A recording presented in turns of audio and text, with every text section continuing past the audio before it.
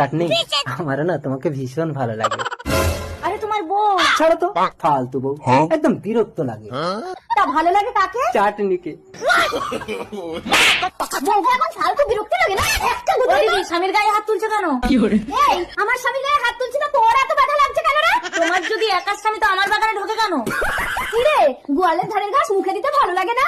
ভালো লাগে না। এই বাড়ি চল, তোর মেয়ে নিয়ে লীলা করার সব মিটিয়ে দিচ্ছি।